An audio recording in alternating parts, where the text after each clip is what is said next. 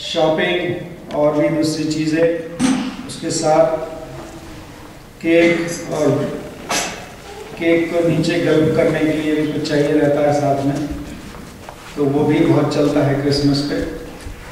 तो वो सब के बीच में हम अक्सर भूल जाते हैं what is the reason for this season.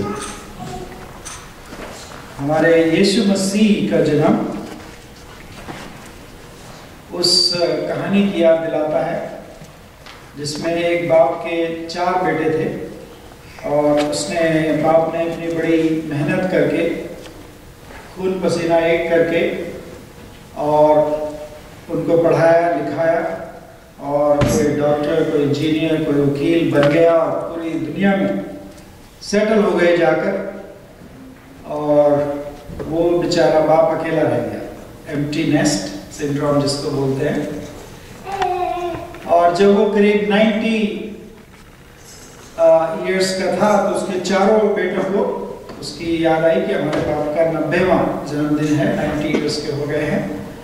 तो उन्होंने आपस में फ़ोन किया, बात किया, प्लान बना लिया कि हम सब फ्लाई करेंगे और बाप के पास जाएंगे और उसका बर्थडे बड़े धूमधाम से मनाएंगे। 40 साल का, 90 साल का हो गया हमारा बाप।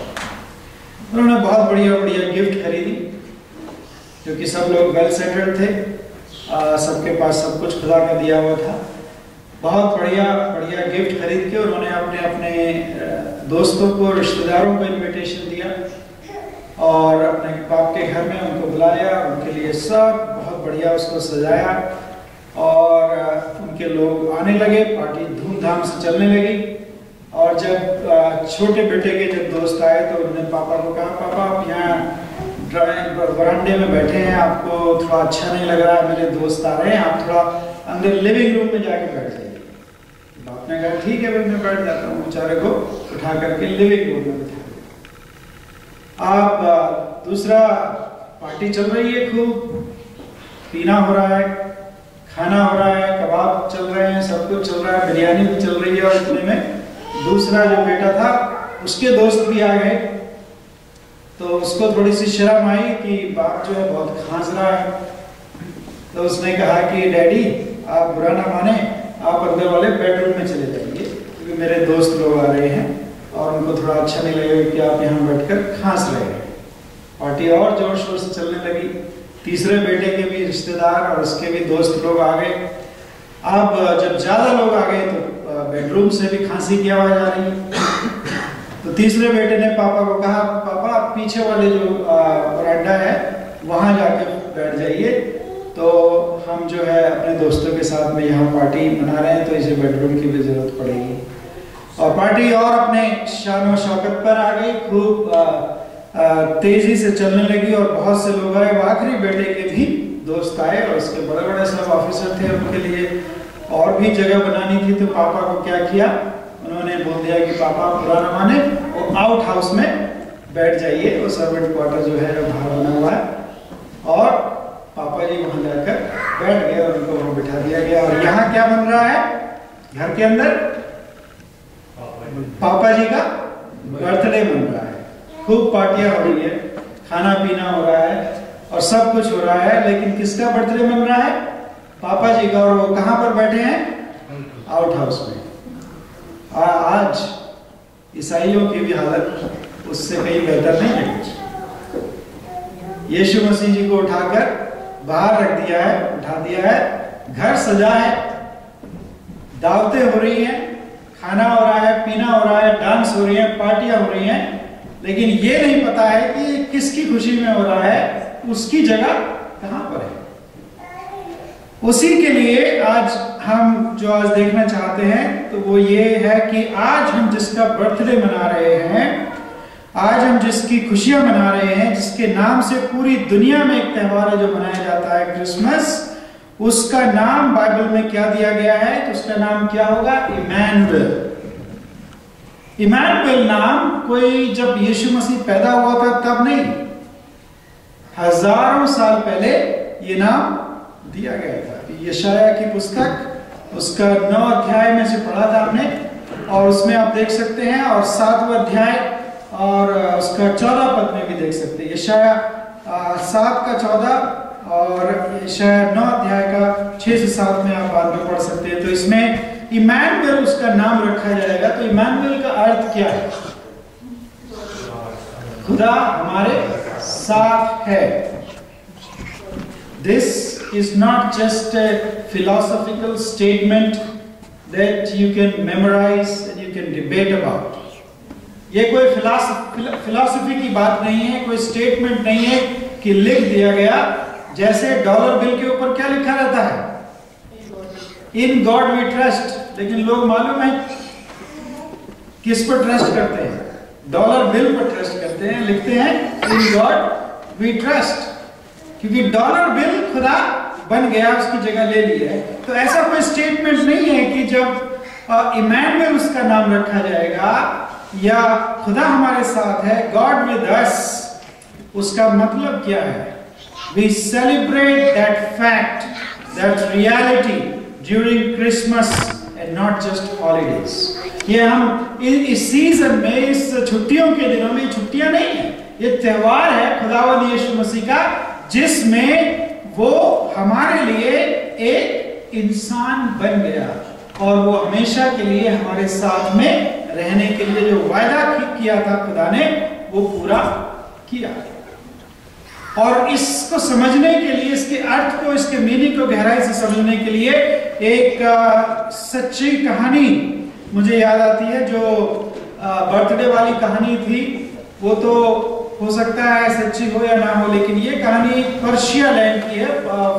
पर्शिया में एक बहुत बड़े शाह हुआ करते थे, जिसको अपने यहाँ बादशाह कहते हैं। उनके शाह थे और वो बहुत बुद्धिमान थे, सुलेमान राजा की तरह बुद्धिमान, और साथ ही अपने प्रजा से, अपने लोगों से भी बहुत मोहब्बत करते थे और उनके साथ में वो समय बिताना चाहते थे। उनकी परेशानियां क्या है, उनकी विनतियां क्या हैं, उसको जानने के लिए तो शाह जी क्या किया करते थे, वो अपने लोगों के बीच में भेष बदल करके जाते थे।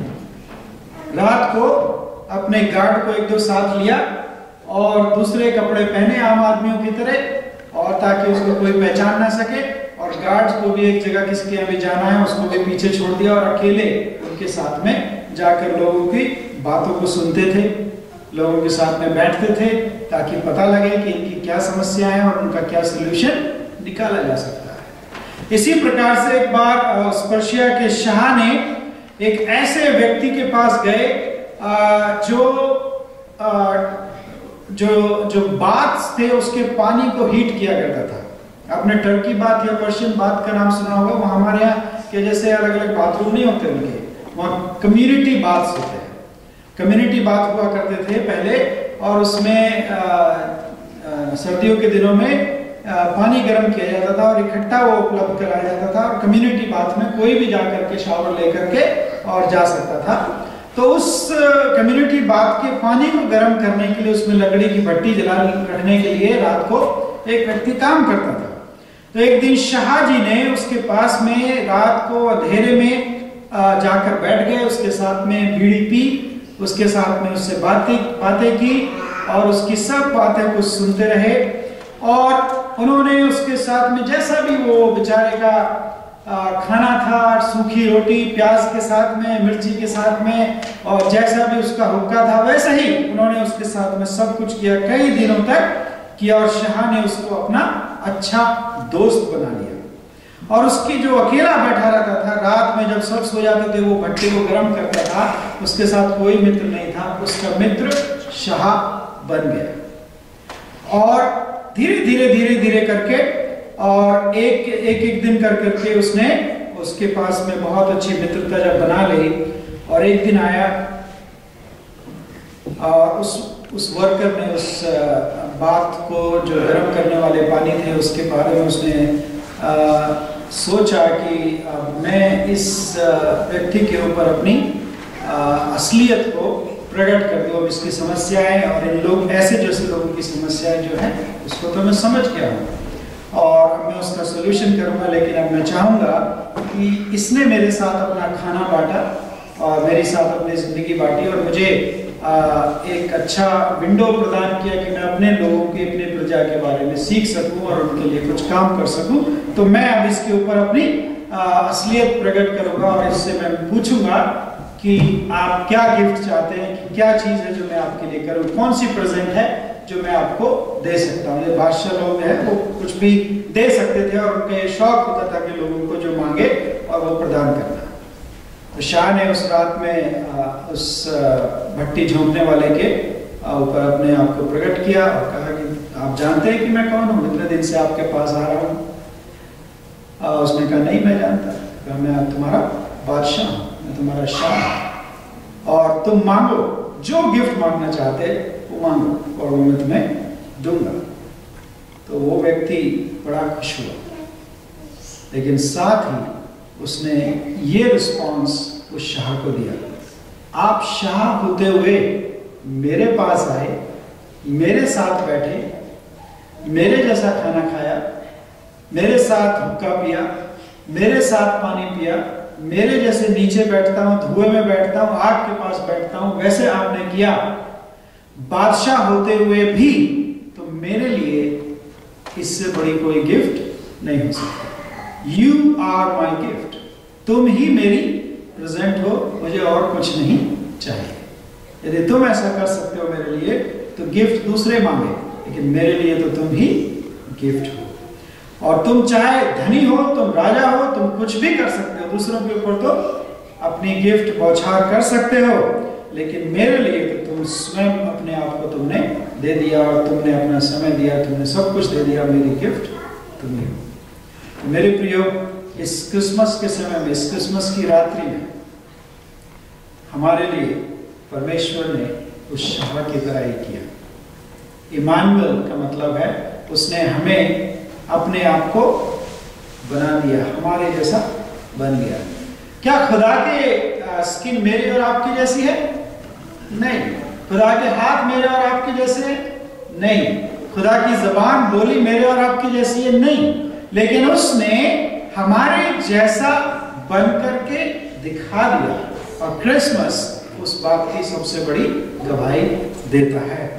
तो उस गिफ्ट को हम अपने अंदर कैसे अपना लें, उसका क्या मतलब है, और ये मैसेज कैसे आया और किन लोगों के पास आया, उसको हमें याद दिलाता है। तो मेरे प्रियो, जब पुराने नियम में यशाया की किताब, यशाया नबी की किताब, उसका 9 पद यदि हम पढ़ते हैं तो उस समय जो राजा था, आप जानते हैं कि कौन राजा था उस समय जिसके पास ये संदेश आया था यशाया के द्वारा से? आहाज। The chapter 9 starts with Rezin, king of Aram. पढ़िएगा जरा उसको, चैप्टर 9 यशाया की नबी की किताब, उसका पहला अध्याय, उसका 9 अध्याय, कोई भी पढ़ दीजिए।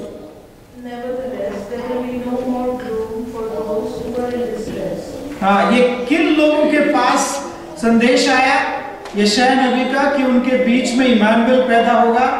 ये उन लोगों के पास आया जो उस समय बहुत डिस्ट्रेस में थे, बहुत अधिक परेशानी में थे, बहुत अधिक मुसीबत में थे। And prophet Isaiah spoke the prophecy that we just read when Ahaz was the king of Judah. यहूदा का राजा एहस था, और एहस जो है वो बहुत परेशानी में था, क्योंकि आराम और पीका और दूसरे इस्राएल जो दूसरा एक राज्य था, उनके साथ में अन्य जाति लोगों ने मिलकर के जूडा के ऊपर चढ़ाई करने के लिए अपने आपस में संधि कर ली थी।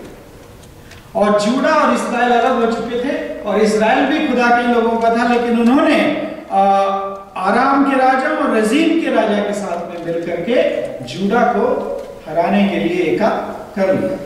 और आहाज जो वहां का उस समय राजा था, उसके पास और डरने के अलावा कुछ नहीं था, वो डरा हुआ था। It was a time of distress, problems and suffering and pain and fear. और उस समय आहाज के पास यशाया नबी ये संदेश लेकर आता है कि तू अपने विश्वास में मजबूत खड़ा रहे, उसमें डरने की जरूरत नहीं है। और आहाज को ये बताया कहा गया कि तू अपने यहोवा के दिए हुए, परमेश्वर के दिए हुए जो वायदे हैं उनको याद कर, उनको अपने स्मरण कर कि खुदा ने क्या क्या तुझे ये वायदे किए हैं। कि क्या तुझे पता नहीं है कि यहोवा ने ये कहा है कि दाऊद राजा के खानदान से कभी भी उसका थ्रोन, उसका सिंहासन में हटने नहीं दूंगा। दाऊद के राजा के खानदान से जरूर कोई ना कोई यहूदा के राजा रहेगा। तो क्यों परेशान होता है? तो क्यों डिस्ट्रेस में? तो क्यों परेशानी में? तो क्यों थर थर कांप रहा है? यशाया उसका 7 अध्याय का 2 पद पढ़ दीजिएगा। यशाया 7 verse 2। Now the house of David was told, around Israelite itself with Ephraim, so the hearts of Ahaz and his people were shaken. हाँ, जब उनको पता लगा कि दूसरे लोगों के साथ में मिलकर इस्राएल हमारे ऊपर चढ़ाई करने वाला है, तो आहाज राजा के हृदय में डर बैठ गया, कांपने लगा। और वो ये भूल गया कि परमेश्वर के लोगों के साथ में परमेश्वर ने कितने बड़े बड़े काम किए, उसको तो ये मालूम होना चाहिए था। उसने बचपन से, हो सकता है वो भजन सीखा हो जिसमें माता हमेशा उसको सिखाती है, दाऊद राजा का भजन, कि चाहे मैं अंधकार से भरी हुई तराई से होकर भी चलूं तो भी ना डरूंगा। और भी दूसरे प्रकार के उसने ज़बूर 46 का 1 से 2 पद में लिखा है कि परमेश्वर मेरी चट्टान है, परमेश्वर ही मेरा रेफ्यूज है, मैं किसी से नहीं डरूंगा, वही मेरी हमेशा मदद करने वाला परमेश्वर है। लेकिन वो सब बातों को, वायदों को, खुदा के कलाम को भूल करके आहाज राजा डर से कांपने लगा, थरथराने लगा। और उसके पास तब ये यशायाह नबी के द्वारा से संदेश हुआ कि तू डर मत। 7 अध्याय का 11 पद पढ़ दीजिए। यशायाह 7 का 7:11।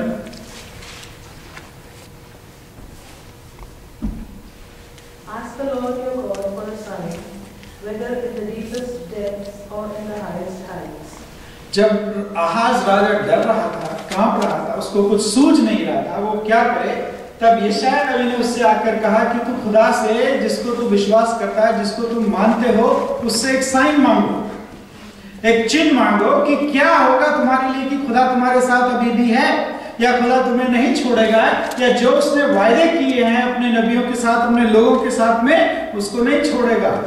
तो उसने पूछा कि ठीक है, तुम एक साइन मांगो। तो नबी को उल्टा और क्या कहते हैं, आहाज ने क्या कहा, वर्स 12 में लिखा है, पढ़ दीजिए 12वां पद। मैं नहीं पूछूंगा भैया खुदा से, मैं उसको टेस्ट नहीं कर सकता। तब उसने, यशायाह नबी ने कहा 14वें पद में, चैप्टर 7 वर्स 14 में, कि चलो ठीक है, अगर तुम नहीं मान रहे हो तो खुदा तुमको खुद ही एक साइन देगा।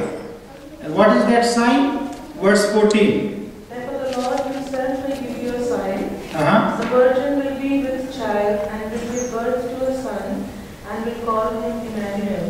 तो ये साइन किसका होगा? खुदा की तरफ से होगा, इंसान का मांगा हुआ नहीं, खुदा का खुद दिया हुआ साइन है। और वो साइन क्या होगा कि the virgin will be with a child and will give birth not to just any child but to a son, and his name will be called Emmanuel. एक वर्जिन का चाइल्ड के साथ होना और एक बेटे को जन्म देना, ये खुदा की तरफ से दिया गया साइन था उसके लोगों के लिए। और वो साइन जब पूरा हुआ तो मेरे प्रिय वो कौन है, किसमें पूरा हुआ? प्रभु यीशु मसीह। यशायाह नबी ने जब ये भविष्यवाणी की थी, जब ये नबूवत की, वो यीशु मसीह से करीब 700 साल पहले की, not 7 years, 700 years before Jesus was prophesied, and his birth was prophesied, how he will be born. His name was also given, what will be his name. और वो सब जाकर के अब पूरा हुआ यीशु मसीह। So you need to realize, my dear friends, that is speaking of Emmanuel, Isaiah was talking about the Messiah. जब Emmanuel की बात कर रहा था यशायाह पुराने नियम में, तो वो किसी और की बात नहीं थी, हमारे यीशु मसीह की बात कर रहा था। और यीशु मसीह की बात करते करते करते जब आहाज को बताया गया, तो वो पूरी रीति से पूरा नहीं हुआ, परंतु करीब 730 साल बाद जाकर ये नबुवत यीशु मसीह में पूरी हुई। मत्ती रचित सुसमाचार उसका 1 अध्याय और 22 से 23 पद पढ़ दीजिए। Matthew's gospel chapter 1 verses 22 to 23। All this took place to fulfill what the Lord had said. The virgin will be with child and will give birth to a son, and they will call him Emmanuel, which means God with us. Yes. When Joseph woke up, he did what the angel of the Lord had commanded him, and took Mary home and his wife. But he had no union with her. बस जब यीशु मसीह पैदा हुए तो उसका नाम Emmanuel, उसका नाम यीशु रखे गए, उसका नाम गॉड विद अस था। लेकिन क्या लोगों ने उस यीशु मसीह के समय में, यीशु मसीह के रहते हुए साढ़े 33 साल तक उसको मसीहा माना, उसके अनुसार चले, या वास्तव में ये उसका अर्थ समझे कि गॉड विद अस का क्या मतलब है? नहीं। तभी तो उसको उठा करके उन्होंने क्रूस पर चढ़ा दिया। There was a minority, एक बहुत ही छोटा सा एक समूह था, 12 चेले, जो वो भी आखिरी समय में यीशु मसीह को छोड़ दिए, लेकिन उनके द्वारा से वो खुदा ने काम किया, और वो आज उसका नाम दुनिया के कोने कोने में है। कोई ऐसा देश नहीं है जहां पर आज उसके नाम की कलीसिया, उसके नाम की आराधना ना हो रही हो। And that God is with us, the meaning of that God with us has been, that Emmanuel has been born, वो हमारे लिए आज क्या अर्थ रखता है मेरे प्रिय? पहली बात, the birth of Emmanuel means that God will not leave, will not forsake or fail His people. जैसे पुराने नियम के लोगों को वायदा किया था, जैसे ये वायदा हमें किया गया था जब आदम और हवा ने अदन की वाटिका में पाप किया, और उनके द्वारा से ये वायदा किया गया था कि मैं ऐसा व्यक्ति को भेजूंगा जो तुम्हारे साथ रहेगा और वो शैतान को कुचल देगा। और वो नबियों के द्वारा से उस वायदे को बार बार अपने लोगों तक पहुंचाया गया, बुलाया गया। वो परमेश्वर ने वो वायदा जब पूरा कर सकता है, कितने हजारों साल बाद, और एग्जैक्टली उस प्रोफेसी के करीब 700 इयर्स बाद, तो मेरे प्रियो, जब वो वायदा पूरा कर सकता है, तो मेरे और आपके लिए आज गॉड विद अस, इमैनुअल का मतलब है the same God, the God who fulfils all promises, जिसने हर एक वायदे को पूरा किया है, जो कभी झूठा नहीं हो सकता है, जो कभी हमें छोड़ नहीं सकता है, जिसने वायदा किया है अपने कलाम में कि चाहे एक दूध पीते बच्चे को अपनी मां छोड़ दे, लेकिन मैं तुम्हें कभी ना छोड़ूंगा, ना कभी त्यागूंगा। वो परमेश्वर मेरे और आपके साथ है। हालेलुया। और वो परमेश्वर ने वादा किया है कि चाहे वो मौत हो, और चाहे ग्रैंडमा का चले जाना हो, चाहे हमारे अजीजों का जाना हो, चाहे हमें बीमारी हो, चाहे हमें कैंसर हो, चाहे हमें किसी भी तकलीफ में से गुजर रहे हो, वो परमेश्वर का वादा है, I will not leave you, God is with us, God is with me, God is with you, and God has come down in the name of Jesus Christ, and He will fulfill all His promises. He will not forsake you. Though the world may leave you, though the world may hate you, your own people may hate you, but God will not leave you. जब खुदावंद यीशु मसीह के चेले उसको छोड़कर चले गए क्रूस पर, उसके पास उसकी मां के अलावा और एक चेले के अलावा कोई नहीं था, और जब पाप के कारण से खुदा ने भी एक सेकंड के लिए अपना चेहरा खुदावंद यीशु मसीह से हटा लिया, और वो ये चिल्लाने पर मजबूर हो गया कि हे पिता तूने मुझे क्यों छोड़ दिया? क्या खुदा ने वाकई में अपने बेटे को छोड़ दिया? नहीं। That was our sin. वो हमारे पाप थे, जिसकी वजह से अपना चेहरा उसने एक क्षण के लिए हटा लिया उससे, और वो एक क्षण भी उसके बेटे के लिए इतना अधिक परेशानी वाला था कि वो चिल्ला पड़ा है कि खुदा है, खुदा तूने मुझे क्यों छोड़ दिया। तो जो खुदा इतना सब कुछ कर सकता है, तो मेरे प्रिय वो हमें कभी न छोड़ेगा। चाहे वो किसी भी प्रकार की बीमारी हो, चाहे वो फाइनेंशियल प्रॉब्लम्स हो, चाहे अनएम्प्लॉयमेंट हो, चाहे इकोनॉमिक रिसेशन हो, चाहे डेथ हो, चाहे डिवोर्स हो, चाहे बैंक्रप्सी हो, चाहे गरीबी हो, चाहे तकलीफ हो, चाहे पुरानी सर्जरी हो, पेन हो, हर्ट हो, कैंसर हो, कुछ भी हो, हमारे लोगों के लिए Emmanuel means God is with us. जो उसको नहीं जानते उनके लिए चीजें बहुत तकलीफ हो सकती है, लेकिन परमेश्वर के लिए वो तकलीफ नहीं है। हम सोचते हैं कि हमारी बीमारियों में, हमारी तकलीफों में, हमारे कैंसर में, हमारी मौत के समय में ये खुदा क्यों हमारे ऊपर भेजता है, उसको नहीं मालूम है, वो तो खुदा है, हम इंसान हैं, वो नहीं जानता है, हम ये कहते हैं। लेकिन मेरे प्रियो, खुदा से ज्यादा पेन, सफरिंग, ग्रीफ को कोई नहीं जानता। आपके और मेरे बच्चे को एक कील लग जाए या पिन चुभ जाए तो क्या होता है? क्या करते हैं?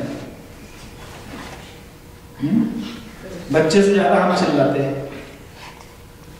खुदा के बेटे ने दोनों हाथों में कीलें ठुकवाई, यहां पर घड़ा लगाया, और उसकी पूरी कहानी आप जानते हैं, उस पर जाना नहीं चाहते। उसका बाप उस समय नहीं देख रहा था क्या? उसको देख रहा था। God knows your pain. God knows grief more than you ever know about grief, or pain, or suffering. पाप क्या होता है? पाप से जो खुदा से दूरी हो जाती है, उसको खुदा से अलावा कोई नहीं जानता, क्योंकि सारी दुनिया के गुनाहों को उसने अपने बेटे के ऊपर लाद दिया। उससे जो पेन और रुकावट होती है फेलोशिप में, उसको खुदा हम सब से जानता है। लेकिन शुभ संदेश ये है, गुड न्यूज ये है, द बर्थ ऑफ इमैनुअल, खुदा हमारे साथ है। उसका ये रीजन है, उसका ये हमारे लिए इम्प्लीकेशन है कि अब हमें किसी प्रकार से कोई भी डर में रहने की जरूरत नहीं है। Hallelujah. There is no fear, there is no reason for fear when God is with us. तभी तो पौलुस भी कह सकता है रोमियो 8:31 में, if God is for us and with us who can be against us. चाहे दुनिया भी अगेंस्ट है, लेकिन यदि खुदा भी मेरे साथ है तो मैं कुछ भी कर सकता हूं। One with God is a majority. एक व्यक्ति खुदा के साथ है तो वो मेजॉरिटी है, और वो संदेश है God with us, Emmanuel God. Do not be afraid, do not be terrified. Why? For God, your Lord, goes with you, goes ahead of you, and He will not leave you nor forsake you. No. One night, a child was afraid to go into his bedroom. एक रात को एक छोटा बेटा था, अयान के बराबर का, और वो अपने बेडरूम में जाने से डर रहा था। तो माँ बाप ने कहा, जाओ बेटा सो जाओ। तो वो चला तो गया। थोड़ी देर बाद माँ बाप के कमरे में आवाज आई, daddy daddy I can't sleep. अरे क्यों बेटा? कि मुझे डर लग रहा है। तो बाप ने कहा, Honey don't be afraid, daddy is right across the room. मैं तुम्हारे ही रूम के बिल्कुल सामने हूं, तुम्हें डरने की जरूरत नहीं है। थोड़ी देर बच्चा लेटने की कोशिश किया, फिर से एक आवाज आई, डैडी डैडी मुझे डर लग रहा है। एक बार डैडी ने फिर कहा, You don't need to be afraid. तो तुम्हें डरने की जरूरत नहीं बेटा, खुदा तुम्हारे साथ है। तो बेटे की आवाज आई, हाँ वो मुझे मालूम है, but I want somebody with skin on. मुझे ऐसे व्यक्ति की जरूरत है जिसको शरीर पर स्किन हो, जिसे मैं देख सकूं, जिसको मैं छू सकूं। तो मेरे प्रियो, खुदा ने वही काम हमारे साथ किया। जब हम डरे हो, जब आहाज डरा हुआ था, जब जूडा डरा हुआ था, यहूदा डरा हुआ था, इस्राएली कौम डरी हुई थी, उसको ये वायदा किया और वो वायदा पूरा किया यीशु मसीह के रूप में। यीशु मसीह क्या है? गॉड विद स्किन ऑन, जिसको हम देख नहीं सकते खुदा कैसा है, उसको यीशु मसीह ने जाहिर किया और दिखा दिया है अपने ऊपर स्किन लेकर के, इंसान की स्किन लेकर के। और वो आज आपके साथ है, वो आज मेरे साथ है। हालेलुया। आइए हम खड़े होकर इस खुदा का स्वागत करें।